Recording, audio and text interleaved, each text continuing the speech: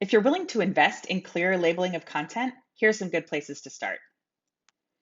Definitely, of course, traditional opinion content is a good place to start. Journalists tend to use a lot of words like column, editorial, op-ed, letter, things that are sort of shorthand to us, but a lot of people don't understand. So that's a good opportunity to add some clarity and explain what that is, and maybe see if you can consolidate your labels to fewer labels that are well defined. Any news coverage that's not straight news is another good starting point. Any sort of analysis, anything that has reporter voice or perspective included in it could probably use some further explanation. Another spot that can be tricky is content that might have been on blogs back in the day, but other sorts of columns. And that could be lifestyle, like a parenting column, a gardening column, travel tips, definitely reviews, um, theater reviews, music reviews. Do people understand that those things are sharing opinions on purpose? Sports and politics are another spot that can get us in trouble because often the same people will write news and also write analysis or opinion coverage. So if you have somebody who writes a column one day a week and the other days of the week covers the straight news side of sports or politics, be sure to explain why that happens and how those opinions are kept out of news coverage. Some of the newer formats offer great opportunity for personality of journalists or the voice of the journalist to take a dominant role.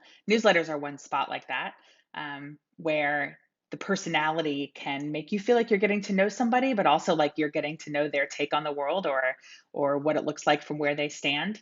Sometimes newsletters will include, when you sign up, language like this newsletter will help you make sense of the day's news and ideas. But is that purpose clear in each edition? Or could somebody feel like they're intending to pull up a newsletter and just get the top headlines of the day, and instead they're being told what to think about it? And is that frustrating? The same way that newsletters can feel like they have a host, podcasts obviously feel like they have a host. And that's another spot where personality or an informal style could lead someone to think that it's accidental that they're hearing so much from the journalist's own opinion, when in fact it might be part of the setup. So if it's possible for somebody to consume a whole episode and not realize that the opinion is there as it's a feature, not a bug, it's part of the process, then that could be a problem. Too many people feel like journalists are sneaking opinions into news coverage. So just make sure you're not sneaky about it. A very important place to label content well is anytime money is involved. Typically, advertising is easy to distinguish from news content, but there are so many other ways that news is involved in, that funding is involved in news these days. So if you have sponsored content, what about underwritten content? And how are those two things different from each other? Is one written by journalists and one not? Is one content that's provided by a company or a sponsor, and another just content that is supported by a donation from a sponsor or a company? That label should be there, and then also a definition of what that label means.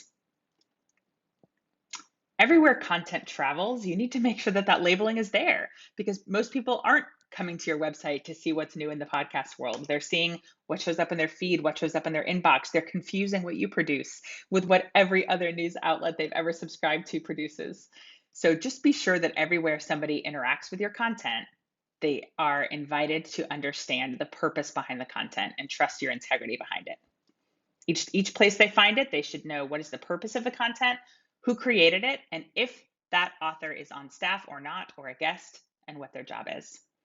Providing clarity on these things is so important for clearing up this vital problem of news consumers' perceptions that there's too much opinion in news, and it's up to us to fix it.